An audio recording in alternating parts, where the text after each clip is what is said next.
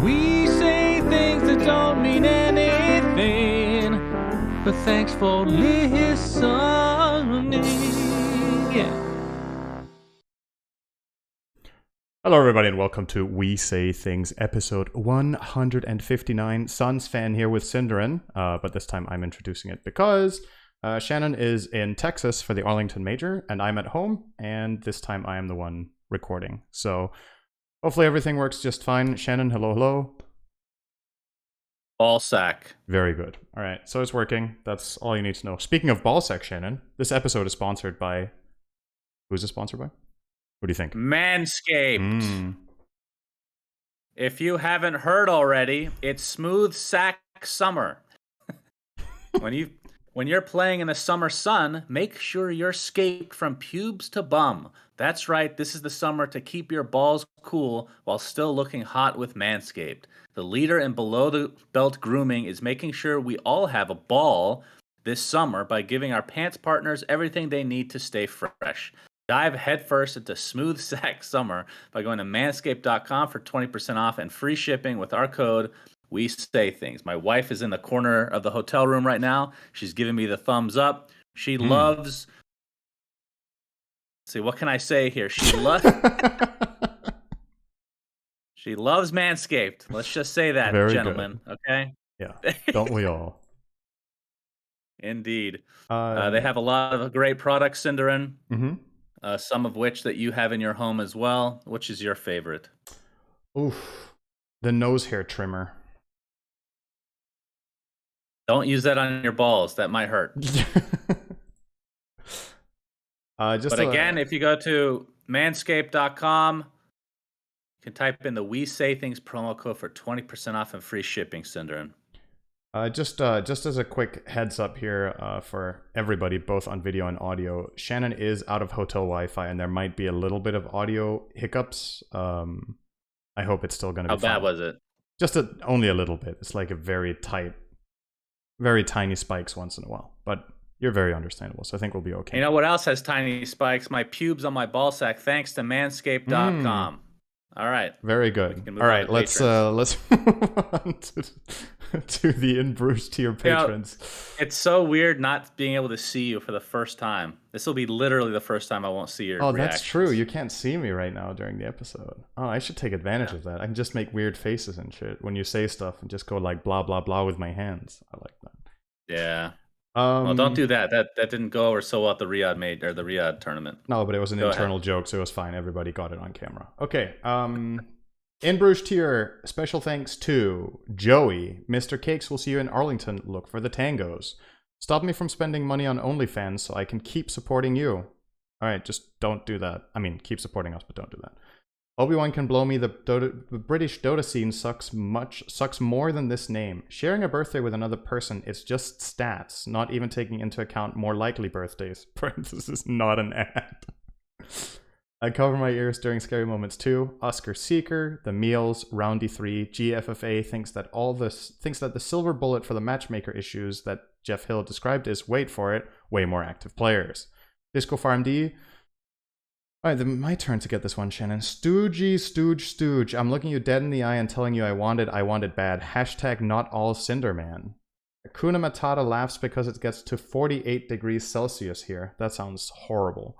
Commander Donut, Milan, Miami, the Mega Pope, the Round Mound of Rebound, and then you do the second half, the honors.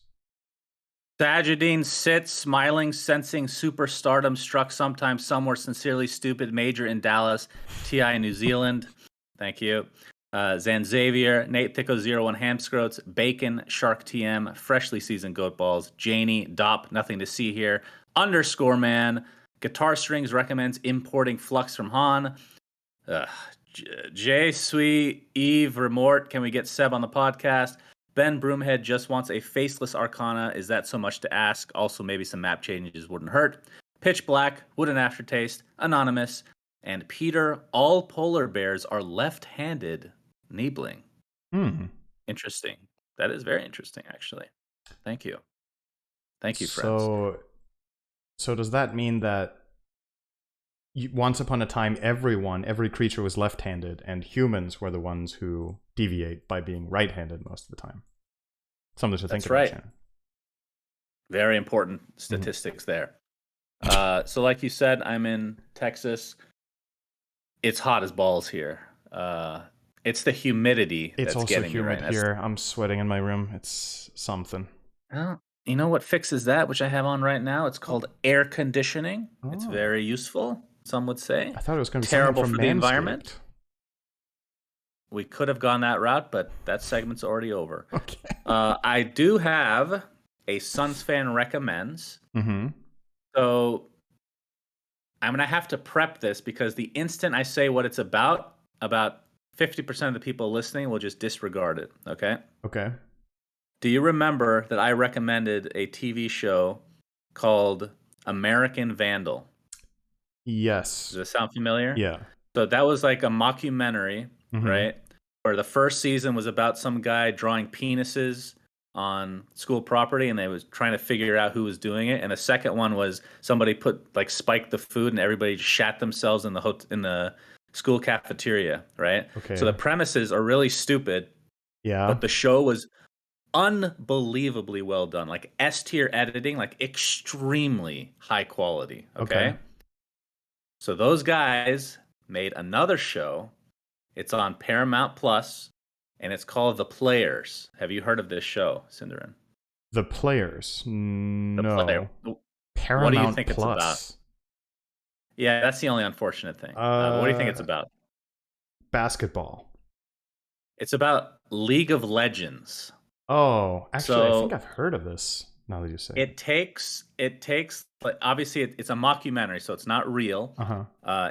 It creates like this fantasy world. I couldn't say fantasy world, but there's like this team. They're called the Fugitives, I think it was called, and Okay. it follows like this individual player and the whole team like living in a team house. It Yeah. is S fucking tier. It is so well done. It is so realistic, and they have like a lot of like everything is on point. Like these things do happen all the time. They have like all these other teams that are involved. I don't know how they like even like a League of Legends casters were involved in some capacity, like talking about this fake team. And then they have a cameo Um, from Ninja. no, not Oh, Ninja. so it's That's an why I'm saying it actual was media actually production about video games that doesn't have Ninja in it. That's pretty impressive. I'm proud right. of them. That's good job. It is so fucking good, and some of the storylines, like I'm not going to give anything away here, but some of the storylines with the team that they're following are definitely from Dota, like definitely. Uh, like an example, and this one maybe you could probably stretch to being probably League as well, but the one that really resonated with me is like, so they have like this old school player Mhm. uh, who's kind of hard to work with, and they're bringing in a new blood guy, and the guy just reminds me of Sumail in a lot of ways, like very cocky. It's like 17-year-old coming on the scene, huge success. Um, and then a lot of stuff that happens, like obviously I've never played League of Legends really, but a lot of stuff in game, like you can tell, like I don't know, I don't know how exciting League games are, but I was on the edge of my seat, and a lot of the moments, Okay, especially that's one, I'm why not it's going to give it fiction. away, That's when you know it's fiction. Is that you were on the edge of your seat about a league game. That's but some of League the in moments in itself. the You are game, actually you're not at the edge of your seat when you're watching League. You're edging. Basically, you're like constantly it's like waiting for something to happen. that's So soccer. People love yes, soccer that is though. also why I don't find that sport particularly interesting to watch. Anyway, some moments in the game were definitely taken from Dota, Hmm. but overall, I'm telling you, the production, the editing, everything, the acting, holy shit, it's so good. It is so good, and it's to the point where it's depressing because similar Oh, to Arcane, it's like, man, I wish they did this for Dota, oh, but obviously Dota but doesn't they have the didn't do reach this that for League does. Riot. This is just the game they Well, chose for the I mockumentary. guarantee you that they had to have talked to Riot because they were like in LC, like they had Hmm. all the production available to them. So, Right, but it's not and a they had Riot like, production. They just got permission, I no, guess. Yeah. Okay. correct, Yeah. as far as I know. But I would highly recommend you guys watch. That sounds fun. Unfortunately, I would say as highly as Arcane. That's how highly I Oh, think of this show. It is S tier, I'm absolute S gonna tier. get Paramount Plus any second now, so I can watch that. Yeah, I mean, there's not to encourage this kind of behavior, but there's other ways to find stuff. Hmm. You know. Ask someone who has Paramount Just Plus. that's right, syndereN. Here you go. Not many. All right. First topic of today is apparently a DPC format for next year has been quote unquote leaked. Yeah, I don't think this is a Cinderman. leak, really. It was leaked, and then I think Dota 2 came out with the actual shit. Oh, Is that okay. right? You might be right that it was leaked before the link got posted, but it's within the same few hours that the news came out and there is the official And we're form. part of a podcast. We have to say when we have the opportunity to say something is leaked, It's leaked. breaking news. There we It's an go. amazing leak. It's a leak of legends. It's the one. Boy, I got to take a leak. As hard of the leak as this leak is going A to be right leak here. of legends. The winter tour, open. I mean, who cares about that stuff? Div 1 is January 9th to 29th. So it's only 20 days. That's 3 weeks Yep. essentially, Yep. which is what we were hoping for, a condensed version. And then the interesting thing is Div 2 is not at the same time. It is right after, so January 30th to February 19th. Back to back. So basically, it is still 6 weeks, but half of it is Div 2, which, like, the first thing I thought of is that gives opportunity for third-party tournaments, which sucks for Tier 2 players. But that's when you're going to be wanting to run third-party tournaments, is during the Div 2 general area. Well, actually, let's look at the rest of the dates, because the Major is 5 days after Div 2, so February 24th to March 5th. And then the next season officially starts on March 13th. So there's like no room other than Div 2 to run a third-party tournament. So you come back from the Major as a team, and then 1 week later, Division 1 starts. So it's very, very short time in between that. Yeah. So the first things I was thinking when I saw this was, first of all, good that we don't have like this 6 week period where everything is just alternating, because I don't think that's particularly good. The big upside to this, like you said, is that when Division 1 isn't playing their regional league, they can be online or LAN tournaments for them, third-party tournaments. But I think that also applies to the Division 2 teams, where when they're not playing Division 2, they could still play other online tournaments that could run side by side, or in the case of... Yeah, I mean, at the end of the day here, I think the biggest thing that the fans want is more tournaments, right? Where the big teams can play. And the only real downside I see here is if you're a Tier 2 team or Division 2 team that qualifies for a Premier tournament, what do you do with your Division 2 games? That's the puzzle I see here, because let's say you start hosting third-party tournaments when Division 1 is over, while Division 2 is going, and then there's 2 of the teams there that have qualified somehow, then will they attend that LAN and then miss a regional league game that they just forfeit, or will there be some sort of, grace where you can reschedule things, move them around a little bit, try to solve that, or is it just stable playing times, you're not there, you lose? That's my biggest concern, because aside from that, I think this is just a clear improvement.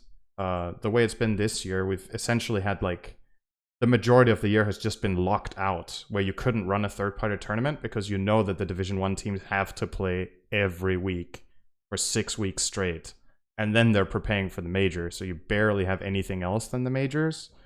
Like this, there will be that time span, so that's good. The other thing about this is that it gets condensed a bit more, so the last Major ends in July, actually. The last Major ends July 9th, which could mean that TI is coming back to maybe August or maybe September, and they're trying to move it forward. And I think that's a big improvement, because I think something that is the downside of running TI when we do currently in October is that in the winter, there's higher risk of sickness, which we've been hit by, right? We've had COVID problems. There's more like risk of people getting other sicknesses at the wrong time and not being able to perform, etc. So I think that was one of the strengths of having TI in August, is that our track record with that tournament had very, very little sickness, right? Compared to how many players there are. After it got moved, there's been more problems. So unless you're G, unless you're sick every year, yeah. So yeah, I think all in all for me, this is a clear improvement. The only question mark is what happens to the Div 2 teams. You could also look at it from the other perspective, right? Okay, now they get a designated slot where they're not competing with Div 1, right? Which could lead to more eyeballs. It could also lead to less, because maybe people don't stay and watch because they were just watching Div 1 and now Div 2 comes on and you're already watching. Maybe you just don't tune in at all. Yeah, I it's think probably worse. overall this system is way better than the current one. Yeah, So I agree. let's just say that right now. Yeah, This is an improvement no matter how you look at it. yeah, I agree. I do think Div 2 is going to get even less viewers because of the piggybacking that is currently happening. I mean, that's exactly why a lot of these Div 2 teams are getting decent viewership is because people just leave their streams on Hmm. from the Div 1 matches. That won't be the case. So this will be dedicated. We just need So the that's right teams to very get bad for Div relegated 2. every time from Div 1. Because then people will watch their games. True. Like, Nigma had a really good viewership in Div 2, right? For example. So, Yeah, well, Alliance is back in Div 2. yeah, We'll see how that's their true. viewership is. Yeah. But yeah, I think the big story is the condensed matches, along with third party tournaments having an open window now. Yeah. I mean, it's not like a giant window; it's 3 weeks, which is like max 2 tournaments probably. Uh, and you'd have to work around other like I don't know how, because that's the other thing. Before, when third party tournaments did tournaments, maybe trying to think how it was before. It was just kind of first come first serve, and if you ended up getting a slot, you got a slot. But it's not like an official slot necessarily, right? Mm-hmm. So I guess that's kind of back to the old school ways of doing it. They're probably going to be fighting over the time slots and then inviting the teams with the best conditions they can offer, right? So that the teams choose their tournament. So the one in January, nobody's going to want, Mm-hmm. because that's quarter 1. But Yeah. spring and summer, those are going to be hot commodities for third party tournaments. So yeah, I think this is. I don't. I'd have to think about this more because obviously I just saw this like not long before we went live, but I'm sure we can nitpick. But overall, this is it's good. I think it's the right direction at least. And yeah, we're gonna see. Like you said, it's 3 weeks every season, right? So for the winter season, there's going to be 3 weeks. For the spring, there's going to be 3 weeks, and for summer, there's going to be 3 weeks. So that's multiple slots across the year that third parties can run something. I would expect organizers like ESL probably to want to run 2 tournaments in these timeframes, right? And maybe also one after the major, even, which is also what's happening this year, right? With the Malaysia tournament that's coming up after the Arlington Major. So perhaps we can have like 3 majors and let's say 3 other A+ or S tier competitions with like 500,000 prize pool on all the biggest teams. Maybe that's too optimistic, but I'm hopeful that we can have like at least 6 good lands a year plus TI like this. Yeah, you brought up a good point about post major. I was looking at the dates and I just discounted the fact that the season starts so soon after. But there is a time frame where there's open and closed qualies, which third party tournaments shouldn't give a shit about, right? So that does give a little extra time for some more. So that's yeah, I'm excited, man. Third party tournaments, I think, were the lifeblood in a lot of ways for so many years, and people miss them. Yeah. You know, because they don't have to adhere to any quote unquote regulations, if you want to call them that. Do whatever the fuck you want. Like, as long as you can get the teams to show up, then people will watch. So do whatever you want, invite to whatever teams you want, and get absolutely trashed for it on social media. Let's go. That's what we do. Yeah, that's part of it. That's good stuff. All right, so some team news. Team Secret has announced that Ice Ice Ice is out. They tweeted, "It's a tough decision to make, but today we say goodbye to Ice Ice Ice. Thank you for your time with the squad. We wish you the best in the future. Farewell, Ice." And that was followed up by another tweet, "Stand in no more. The best offlane duo is finally back together. Welcome to the squad. Resolution." So a lot of people kind of saw this coming because Rezo did such a good job, and Secret looks so good at the Riyadh. I keep wanting to say Riyadh Major, maybe in the future, the Riyadh tournament. Yeah. So unfortunate that Ice Ice Ice kind of gets left to his own devices in some fashion. Like he's only lasted a year on EG, and now not even a full year on Secret. I think. Do you think it was just him meshing with the team, or do you think that is he past his prime? It's a tough question. I mean, I don't necessarily like the term past one's prime, right? Because it kind of it implies that you can't get it back in a way, right? When you're past your prime, then you had your glory days and now you're washed up, right? And I think a player like Ice Ice Ice, this is not his strongest performance. I think I will put it that way. But he's the kind of player that I think can still shine. But in this team, I think it didn't really work out. And I think he was kind of dealt an unfortunate hand as well. I think with the app store, it was working pretty well. And then they get in Zayas, and I think their synergy wasn't that good. So by comparison, you put the guy that Zayas loves playing with in the offlane, and as a stand-in, he makes Zayas look better, and he looks better himself because they have great dynamic. And, you know, it might also be that Resolution is playing better than Ice right now, but I definitely think Ice's, like, if you will, prime was a couple of years ago. Like, he played absolutely outstanding in basically every game and had this crazy hero pool. I think others have caught up, and if he wants to get back to the top, he needs to, you know, find that synergy with someone else and keep grinding it out. I still think he has the right mindset to play at the absolute elite level, because I think he plays very, what's the word? What's the word when you're focusing more on ruining the opponent's game than bolstering your own?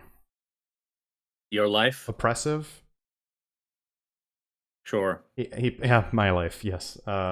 He plays a very oppressive style, and I think that's really powerful at the highest level, because it's a lot about executing strategy for the enemy team, and if you can, you know, break their timings, mess them up in lanes, play weird picks, that's the kind of stuff that can win you series. So I still think this guy has things going for him, but as always is the case with Dota, time is finite, and if you don't start showing really good form with your next team, or maybe the one after that, it might just almost be too late to get your stock back up. Dota is a lot about what other pro players think about you. That matters more than anything else, because that's what, you know, gives you your opportunities to get on the big stage. So, but yeah, Resolution's been looking good. He's an easy guy to cheer for. You know, I know you love the guy from working with him in the past, so I'd imagine you're happy with this. He's very well. Obviously, I like Ice Ice Ice, but if they had to kick him for somebody, Rezo would be my choice as well. Yeah. He's very easy to get along with, and he's almost he's a hard worker to a fault, I think, because on DC, I've talked about this before, but the main issue with him, and I've talked to him about this, is sometimes, like, he puts a higher, what's the right way to put it? He puts more expectations on his teammates because of how much he works, if that makes sense.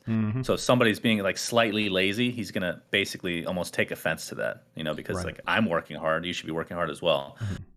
But I think he's grown a lot since that point, because some people can't work as hard as him. Yeah. It's like some people just mentally can't handle it, which is fine. Like, they don't, I think everybody has their own system, you know, in the way that they try to min-max their potential. But yeah, this should be interesting. Obviously, they have to go through the TI quals, or whatever the hell it's called this year.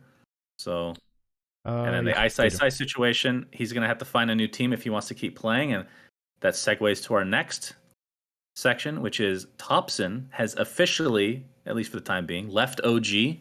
OG tweeted this: OG has granted Topias the right to explore his options for this TI, as he has expressed the wish to compete again. Hope to see you in Singapore, Topson. So Topson has been streaming a lot. Yep. I have to say, usually when I'll be honest about something. Usually when I'm watching a pro streamer, I'm like, what? They're just good at the game. That's all they do. They have no entertainment value. They're just whatever. They're blah. But people watch them because they're fucking good. Topson, he has I wouldn't say a crazy personality. He has a good personality, I think. Extremely good at the game, and he picks weird ass shit. So his stream is actually, like, really good, right? So this one, like, I can totally creative. Understand. I think that's the number one word for me. He's always been a creative player. Yeah. He just loves exploring, coming up with weird builds, playing weird heroes, and, you know, sometimes it sticks. Sometimes he hits the bullseye with an idea he has, and it wins his team a tournament, or gets them really far, or wins them a key game. Gyro Diffusal, for example, is just a feeling, you know? If you have that intuition at some point about the game, and you have that creativity, it's both good and bad. I think some games Topson has also gone for builds that I thought were weak, that I thought almost lost them the game, or maybe even lost them. But you know, it's very entertaining, no matter how you look at it, both in Pro Dota and in pubs, to have a player like that to watch. So, yeah, good luck to him. I can't say I'm too surprised. I think it's not been a secret that Topson wants to compete, and OG as a team right now obviously doesn't have room for him. So, and they're very successful in their own right currently with their players. So, He needs to look elsewhere, or he needs to convince all of his ex-teammates to come back and play at TI, which they could, maybe qualify for if they tried. Well, at this rate, Seb is going to continue to substitute for OG, yeah. right? Dude, I feel bad for Misha. He's probably the player I feel the worst for in Dota right now. I'm trying to put myself in his position. Like, yeah, it's bad. We'll get to that later. I'll just quickly preface it with, this is the second major in a row that Misha misses because of visa. And he's qualified for both with the team, and then he ends up coaching from home. That's gotta suck. Like, you're obviously happy your team is winning, and I'm sure you're getting your prize, your fair share of the prize money and everything, and it's your teammates, but you want to be there. It's a huge part of it. It's the experience itself, not just the prize. So, yep, sucks for him. But Topson, we'll see if he joins a team that's already established, or if he makes his own kind of ragtag, like old Digital Chaos run, where, I mean, Ice is available. That's definitely a big name. Like you said, former team like Anna, he's going to be subbing in for, we'll talk about that, but he'll be subbing in this major. Wait, is that true? Did I just make that up? Anna's playing for RNG instead of Ghost. Yeah. So he's technically available. That would be really cool. See what happens. Yep. Also, real quickly, Quincy Crew has finally found a sponsor. Finally. Sonics Esports. Sonics with a Q. I don't know anything about this org, I'm not going to lie. They have teams but just really happy. What was it? I looked it up yesterday because I was curious. They have teams in Valorant, PUBG, Dota 2, Rocket League, and Rainbow Six Siege.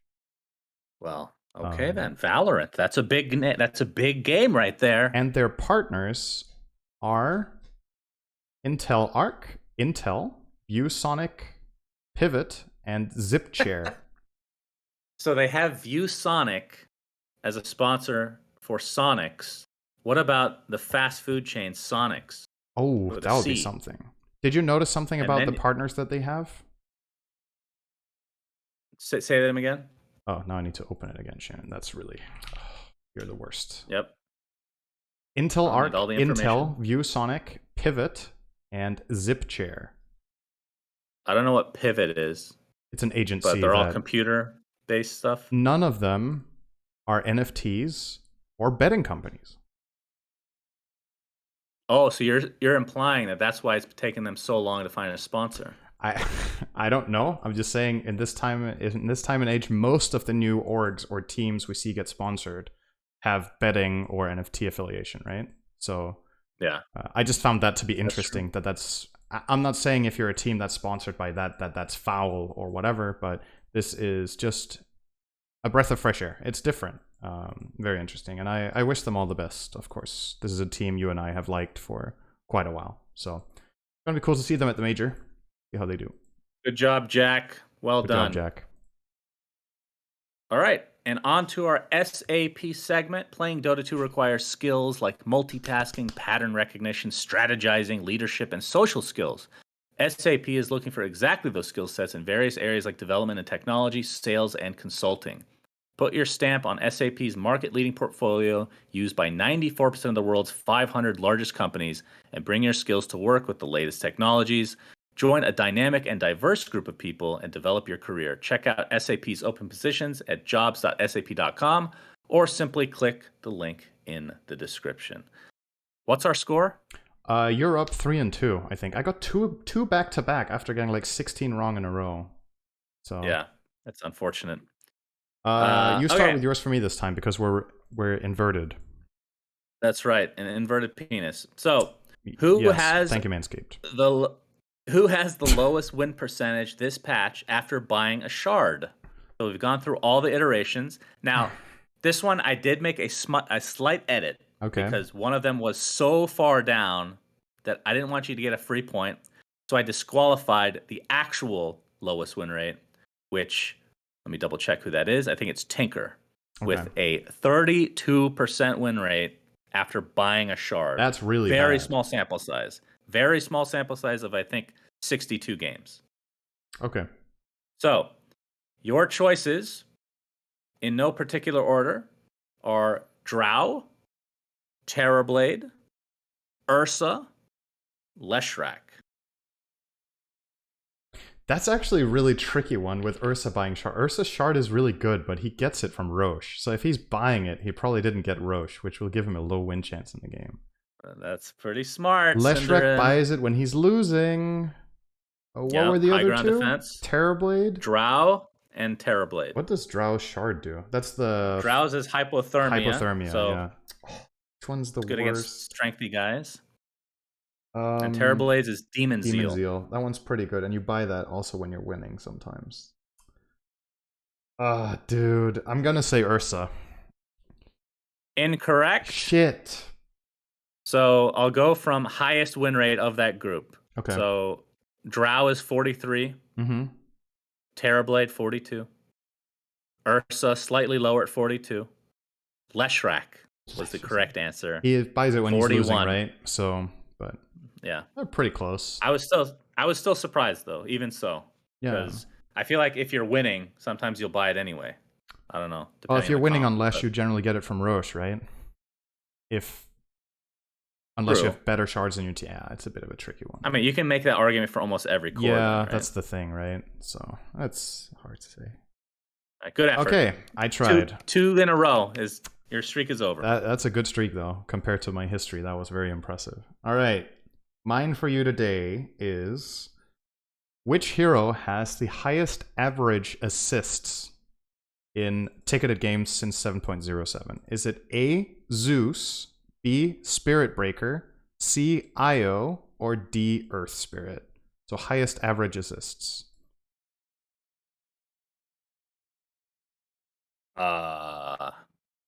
Zeus, okay, SB, Io, or Earth Spirit?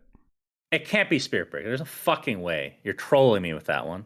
You said Earth Spirit? Yes. Earth Spirit, Io, no Zeus, way, and Spirit Breaker. How did... Okay, you know what? I feel like you're trying to trick me. I'm just going to say Zeus. That is incorrect. Do you want to guess one more time? All right, the stupidest one is Spirit Breaker. That is also incorrect. But Spirit Breaker is number 2, actually. So he was very close to winning. Number 1 is Earth Spirit with 14.89. Spirit Breaker 14.78. Zeus is 6th with 13.99, and Io is 13th with 13. Where's Spectre? I don't know. Spectre I don't have it open my right choice now. for I would number need one. to reload the whole thing. So Okay, I don't know if Spectre is even in top 10.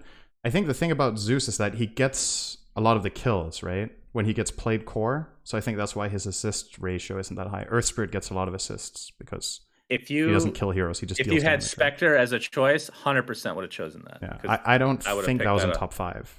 I'm not sure though. That's crazy. But yeah, okay. Earth Spirit. Very interesting. Okay. All right. So we're stuck on 3-2. Great. Yes. Last week's question was, which hero has the highest win rate when picked first? Correct answer was Ricky. I have with a that win rate on of screen, 60... Shannon. The production value. It's right there. Good job. You can't see Ricky that. hit 69.4% win rate in 36 games. First picked 70% win rate. Yeah. I'm trying to think back on when this was Insane. the case. There was this patch when people were first picking Ricky 4, right? Like that was the teams like I think at Finnem were running that on maybe next time. Very briefly. There was that one patch. There's like one patch where teams were first picking Ricky, and it was very good support. I think that must be where this is from. It got banned quite a bit. Oh yeah, Boboka as well played it. Someone in chat just pointed out. That's true. Yeah, those are probably the two standouts for me with Ricky support back then. Gotta be from that patch. That's pretty cool. I don't know. Would you have guessed that in your first 20 guesses? I don't think I would. So nope. And cool. Nobody in the comments guessed it either. Yeah. I said Marcy, which has a 53.7%, and you said Aya with 54.2%. So technically, you were better guess. And you got 30th, and I got 26th. Right. So that's right. We were not even remotely close. Community, though, Mr. Tom Bird guessed Razor. Congratulations to you. You were the 15th best. That's the 15th best first pick, and that was the best guess in the comments. Wow. Yours was the least awful. Congratulations, Tom Bird.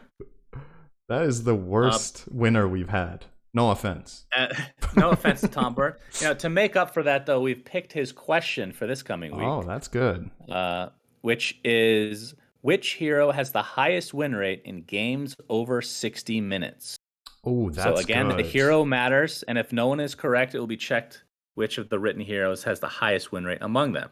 So in the comments, make sure you type in hashtag SAP Esports with the hero name. So which hero has the highest win rate in games over 60 minutes? I'm going to say Arc Warden. Yeah, that's got to be good. Or, Nature's Prophet, though. Ooh. I think I'll say All right, I'll say Enigma. Ooh, that's good too. All right, I'm going to say Nature's Prophet. Nature's Okay. Prophet. If it's the Arc Warden, I swear to fucking God. I hope we get top 25 this time. Yeah, true. All right, thanks to SAP for that segment. Let's And thanks to Tom Bird. Good question, Tom. That's a really good one. I'm excited about this one. Yes. We have a quote-unquote leak.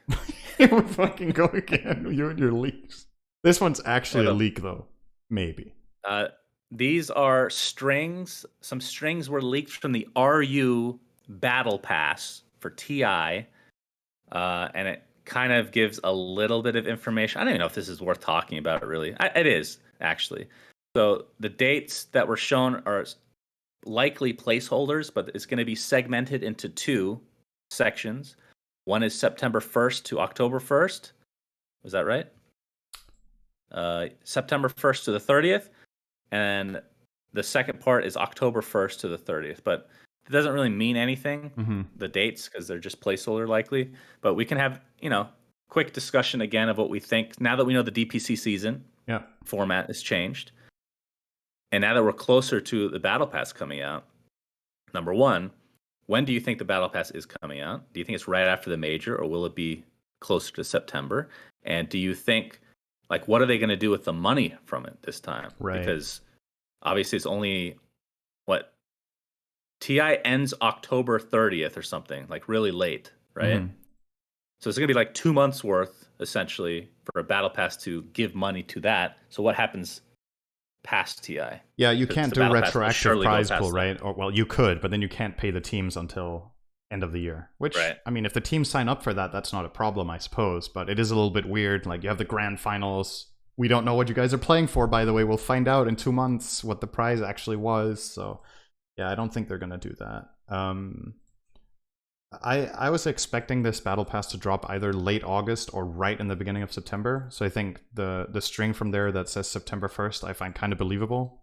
That's around the time that I think would make sense, right? It's about a month before the play-in of TI and a month and a half before the finals, or almost 2 months, right? About 2 months. TI ends late October. So, yeah, I think somewhere between... When is it the ESL tournament is running from? That's the 21st to the 28th or something, I think. Or 22nd to 28th. So that week, probably right after that. Not that they're scheduling around them, but let's say my guess is Monday 29th of August. Okay. That's my guess for Battle Pass. I think it'll be within a week of the major ending. Which is the 15th. So yeah. I think at the major they will announce when the Battle Pass is, and I think you'll only have to wait a week. Yeah. I mean, I'm all for it. Okay, so getting it earlier is what better. happens to the money? What happens to the money? Oh, right. So that was the bigger question. So what okay, hopeful answer first. Everything before the finals goes into TI prize pool. Everything beyond the finals goes into next year's TPC season. That is the dream.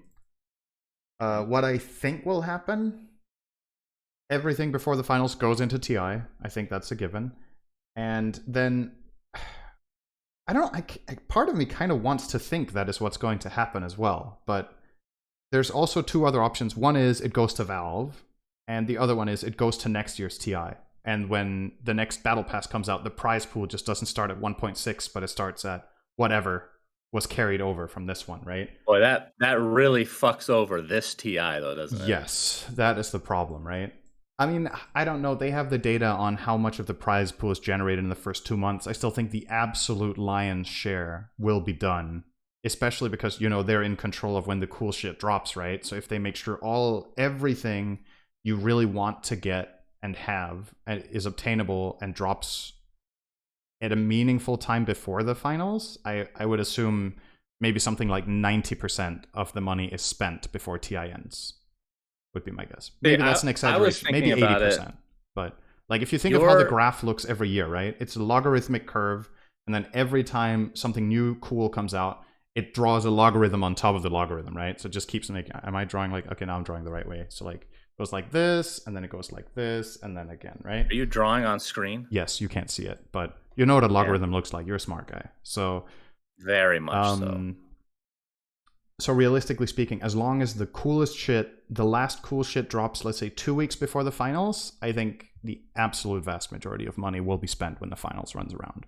And then let's say it's 1 or 2 or 3 million or $4 million dollars that are left over afterwards. If they fund the next DPC season, awesome. Then the majors, instead of being worth $500,000, would be worth $1 million or 1.5. That would be fucking amazing. Yeah. We want back, like, there's a lot of people in the, you know, a big chunk of the audience has been saying we want the good old majors back. You know, we used to have majors that were worth 3 mil, and they had a different level of hype. There's just no denying it. The good old Frankfurt major, for example, was something special. So that would be really cool if we could have it like that. That's I actually, because I can't think of any scenario other than those three as well. Yeah. Right. And I think just based off of process of elimination, I actually think the scenario that we have been wanting is going to happen. I think so too. And usually I don't say that because I have zero faith that any of my ideas would be good. But let's think of the other two scenarios, right? So contributing to the same prize pool of a tournament that has already been finished just doesn't make, there's no way that happens. I can't envision really it. Weird. Yeah. The second scenario is that Valve keeps the money. They must know they're going to get completely shit on if that happens. There's no way. Like, yes, they've been blind to a lot of stuff in the past, but this is like so fucking obvious. There's no way that could happen. So the question is there another scenario other than the money goes to, I did think of one scenario. One scenario is that these are multiple battle passes. TI Battle Pass runs until TI. Then there's a short gap. Okay. Then they can have their own Battle Pass that they keep the money. They probably won't get shit on for that as much. Right. Now that I think about it, that's probably what's going to happen. I just thought of one more thing that could happen. What if all of the prize that carried over, so after TI Finals was over, is going to be spent hiring a community manager, and that will be their salary for the year? Oh, yeah. What do you now think? You're talking about some good shit. Man, Slacks is going to be rich, huh? Gracious me. I would take the job for 3 mil. Yep, me too. I'll do it for 2.9. Okay, Valve. 2.8. 0.7. Sold. All right. Next thing on the outline is you ranting. Oh, I saw yeah. a thread. You love that You ranted shit. on stream. You love when I rant. Yeah, you shat all over pubs, syndereN. I've never seen you so angry before. Okay, Can I you wasn't speak actually. your mind, please. Okay, you haven't watched my stream because I've been angrier than that. I was just disappointed and frustrated. That's something else. Dad isn't that's angry. more He's powerful. disappointed, Shannon. Okay, that's very powerful. Okay, so short TLDR. Recently, over the last weeks, I feel like has probably been my worst experience with public Dota matchmaking of all time. Just not strictly from how to say, like, because it's easy to go into a hole where it's like, oh, I'm losing a lot, I'm having a bad time. It hasn't really been about win rate, because I think at the end of the day, my MMR has barely moved in the last month. Like, it's alternated a little bit up and down, but it's been within the same, like, 100 or 200. So it's not about me just losing a lot and tilting and being upset. It's about how big a portion of the games are decided either by someone ruining the game, breaking items, going AFK, giving up, or feeding down mid, or something like that, right? And how willing people are to just call a game over when, in reality, if you look at the game state and the chances, you maybe have a third of the chance, you maybe win a third of those games and people just give up. But it's on both sides. So it's like, it just feels unrewarding. And a lot of the games are just like, you're 10 minutes in and one team gives up and you're like, if they actually tried and played their best, they could win this game. Maybe 25% of the time. That's worth playing for. Am I wrong? Like, why would you give up games that you win a quarter of the time? That sounds like definitely worth playing for. It might turn into an exciting game. Sure, you might lose them most of the times, but it isn't a waste of time playing Dota if you lose. It's a waste of time playing Dota if you lose and you didn't even play, right? Then like what the fuck are you doing? And that's what I'm upset with, is how many of the games have followed that trend where I queue for a game, I want to play the game out and try to win. If we collectively as a team want to give up, that's a different story. But I don't want one bully in the game to just decide for everyone else by just checking out of the game with no punishment. You know, they just break their items and seemingly they can be back the next day playing more games, or the same day. They just play right after. There's like whatever, you know. That's what I don't want. Funnily enough, today I actually had a really good experience, and it really stood out, which kind of highlights the thing for me. I think I played 5 games on stream today, and I think 2 of them were really big comeback wins, where even though we were losing, we still tried and still played to win, and we actually pulled it off twice. And that felt really rewarding and really refreshing, because I was like, most of the time I feel like somebody in my team will just give up there, like in that game state. One of them we had 5% chance to win according to the graph. The other one, I don't know, like 20. But we kept playing and we found a way, and we, you know, played for the little chance, and that is what's fucking awesome. I want people to play like that. I want to not give up. Unless, you know, if you all want to give up, that's fair. But don't let one guy decide. Do you think the main issue, I think it's a combination of things. First of all, it's very easy to know if somebody game ruins. Like, from an analytical standpoint, like Valve definitely knows. So the question is, what should they do about it? Because if you're at really high MMR, you basically have a free pass, right? Because of things that have happened in the past with like Envy or whoever it was, just getting reported constantly, just because they were recognized, like they didn't do anything wrong. So a lot of people got a free pass. Probably, I don't know if it's literal people that are just pros, or in like what the threshold is. Is it an MMR thing? I don't know, but if you banned people for 6 months on first offense, do you think this would be an issue anymore? No, but I also don't think it should be that harsh. If people knew, just saying. All right, just as a thought example. Sure. This is just a random example. If it's an extreme punishment on first offense, doesn't this just fix the problem? It changes the problem, because some people will have, I guess, over a short period of time, it will probably fix the problem. But some of the people that you want to ban out maybe have like 5 accounts, right? So then they get banned on one account, they will play on the other. But yeah, they will run out of lives, so to speak. And then the question is, and I think part of the dilemma for Valve here as well is, if this is a rampant problem, if you ban these players, are you actually just fueling more account buying, right? Is there going to be more people boosting accounts so that they can be sold to repeat offenders? Yeah, but again, that is very, like, they know the boosted accounts. They have that, like, they've been banning them. Maybe not as fast as we would like, but they have that information as well. So yeah, I guess a secondary concern is also like, okay, let's just make this an extreme case, which isn't the reality, but let's say half the players in top 1,000 are toxic as fuck, right? Like, they break items, or they rage at their teammates, or they tilt at the fuck out of the game, or they give up minute 5 when they lose their lane.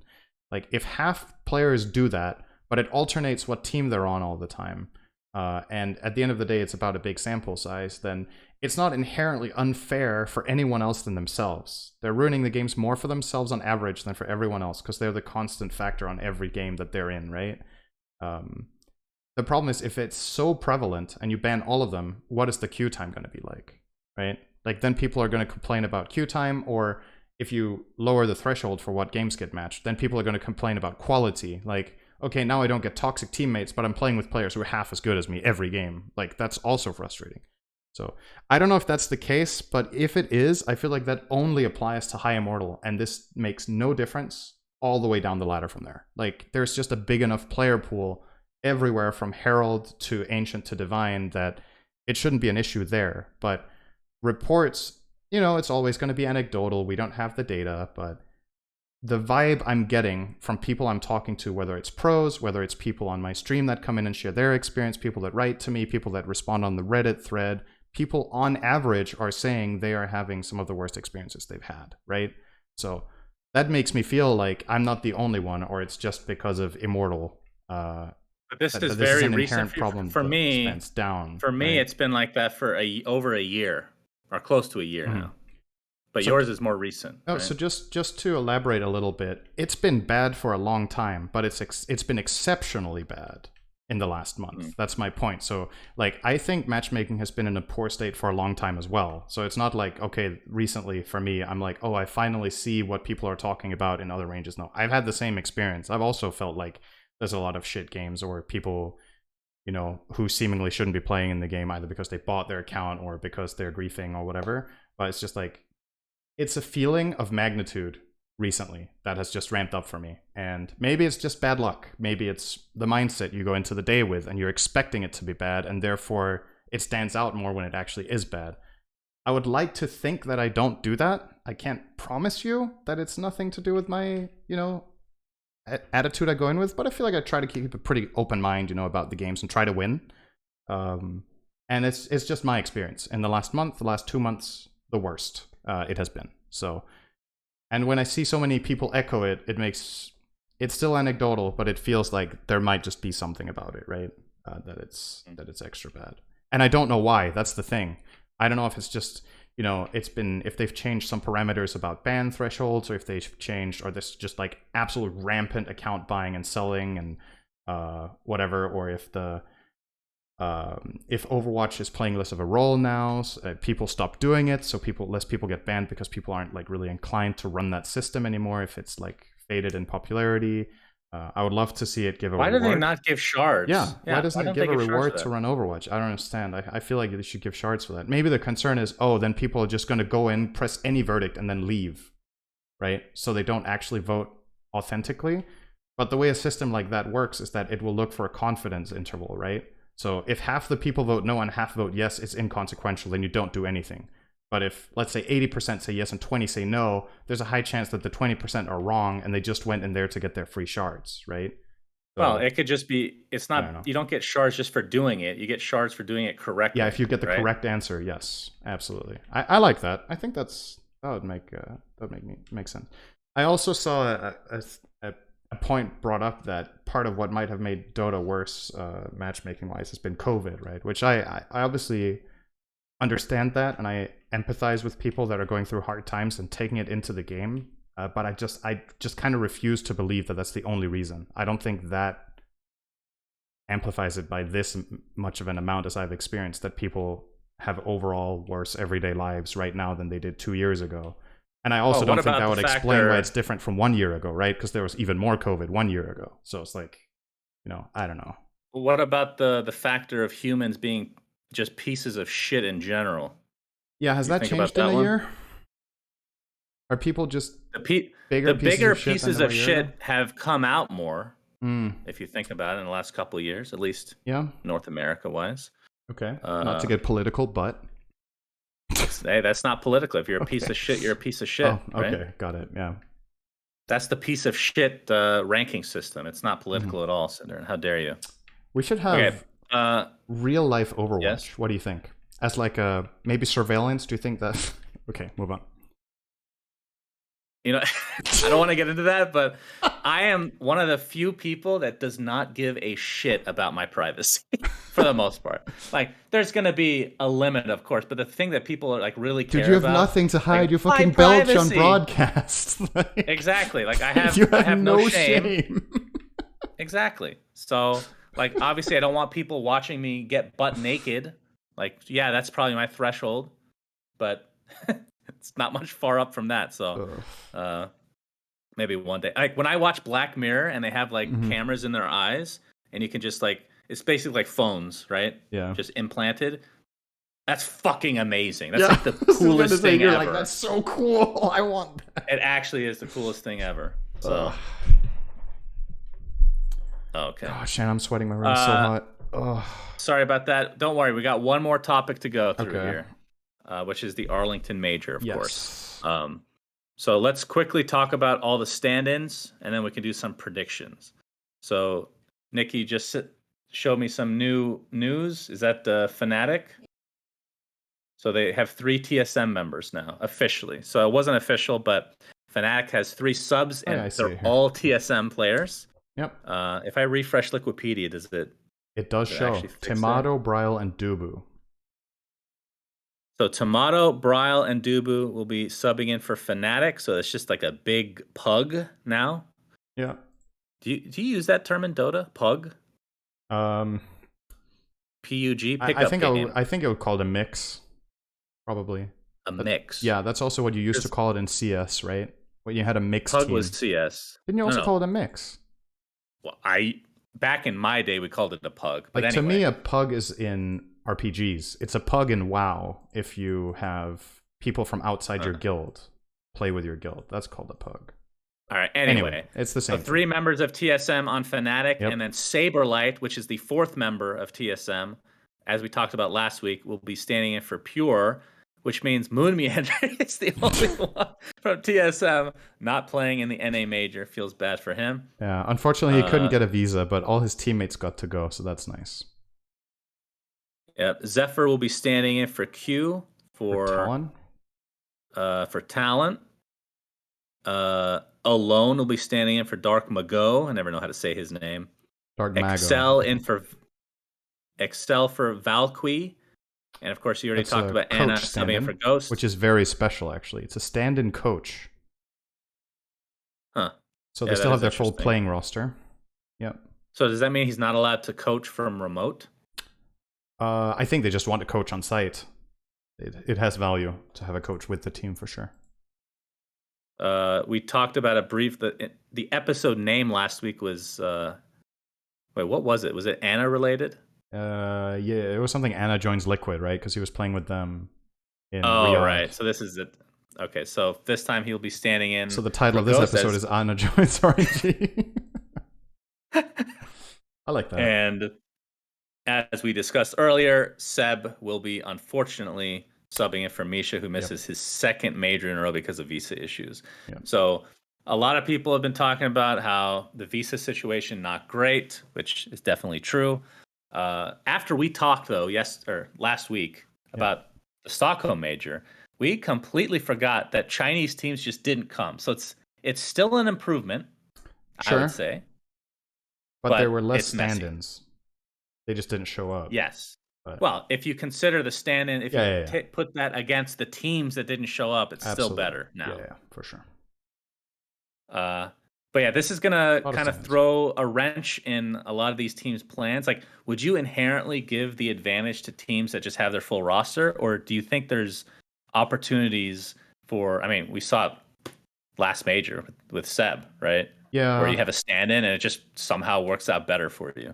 Maybe. It's hard to say, right? Maybe if Misha is there and Seb is coaching, they also win the tournament. I don't really want to, just say that Seb won that tournament for them over Misha. I think he can do a lot from outside of the game as well. Maybe they won because he played. That's pure speculation. But I would say overall, having stand-ins will be a negative. And I think the team that will be hit the absolute hardest is Fnatic. Because I think if you're missing 3 players from your team and you have this short of a time to prepare, you're just not going to have the same dynamic. Now, that said, I don't think they're going to get absolutely stomped. I think they still, they're very good players. So they have a good chance of still getting out of groups. But I don't think a top 8 is happening for this team this event, unfortunately, for them. I don't remember if Fnatic need the points. I think they actually do, right? That's the worst part. I don't think they're mathematically qualified to TI yet. They do need some sort of a placement, if I'm not mistaken. So that really sucks for them. I mean, at the very least, Tomato's playing his normal position. Bryle's playing his normal position. Dubu's playing 5 instead of 4. No, Dubu also plays 5 usually.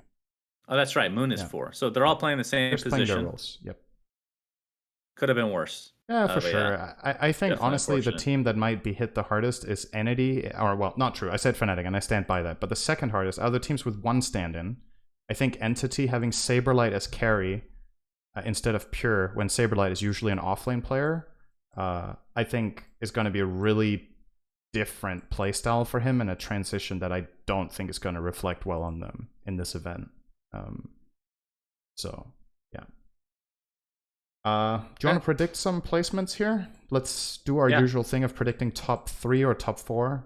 Not necessarily in order, unless you want to.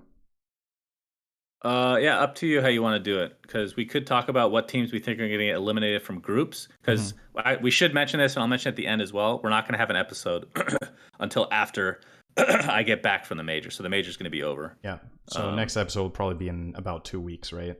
Yeah, about 2 weeks. So we should, at the very least, talk about who we think are going to be top 4 of the entire tournament. Okay.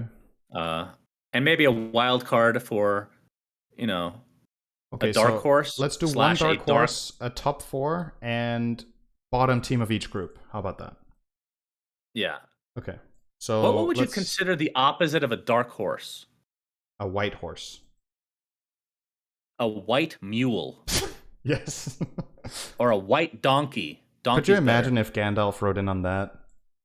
Just came in. A white donkey is the team. I told you. A white donkey is a team that we think that will surprise people that will be eliminated early. So EG would have been the white donkey last tournament.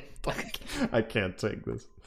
Right, okay, let's do bottom of each group first. Group A. So Group A has Fnatic, OG, Outsiders, LGD, RNG, Sonics, Talon, Liquid, and Thunder Awakened. So 9 teams. Pick your lower placement. Fnatic. Yeah. Sorry, TSM. Okay, I'm gonna have a. Okay, I pick Fnatic too, but I have a white donkey. Okay. I have a white donkey already. Okay. And again, this is more of one of those. Can I guess who it is? That's probably gonna be wrong. Yes. I think your white donkey is Liquid. That's correct. Yeah. It is Liquid. I don't know what it is. Yeah.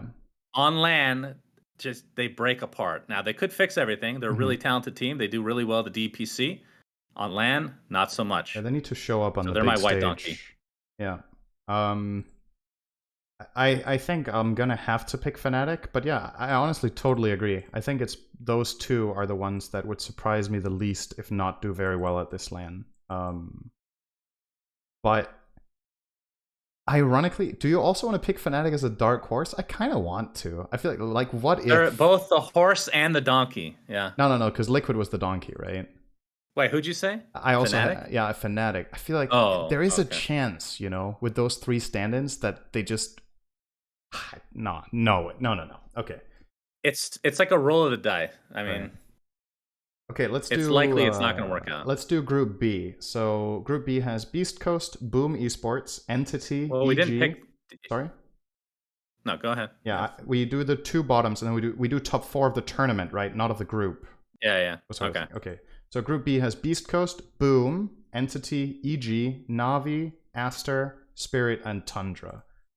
My bottom placement in this group is Entity.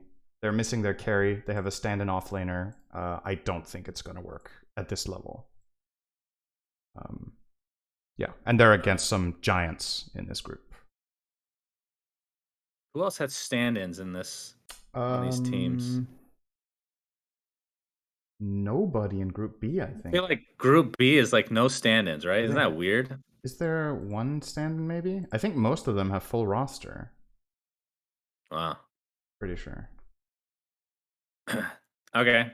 Yeah, there's some strong-ass teams in this group. I would agree on Entity. They're the safest bet. And I hate to say it, but I'd put Beast Coast as probably the second team. White Donkey? I think it's fair to call them White Donkey, right? They're top 6 of the major. So if you think they're going to bomb out of groups, that's kind of White Donkey, That's right? true. That's true. Yeah. Okay, they're the White Donkey this time.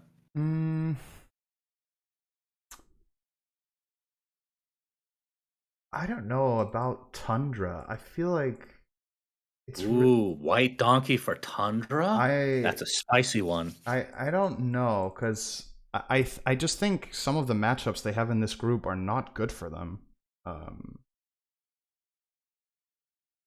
East Coast is probably a safer bet, but I will say it wouldn't surprise me if Tundra don't show up big time on this one. I don't think they need to for TI though, so that's the saving grace. I think they have enough points to be there, if I'm not mistaken. But I mean, it's also Aster. Aster has had a terrible track record on LAN, so dude, this one's really hard for me actually. I don't know. I'll pick something else than you, so we don't pick the same. So I'm gonna say. Oh, it's so hard to choose. I'll say Aster. Okay. Aster is my white donkey in Group B. All right, top 4. Top 4 of the tournament. Yeah. So do you how want does to do this order? work with groups? Order or no?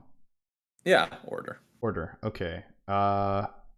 Let's see. Number 1, PSG LGD. Nerd. Number 2.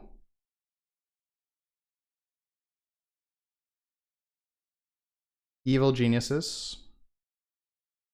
Hey. Number 3.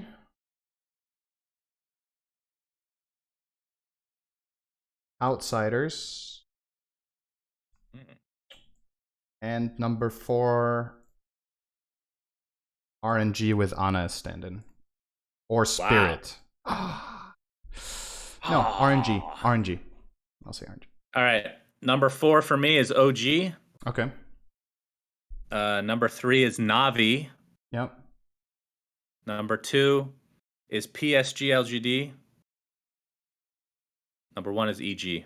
You think EG will win? All right.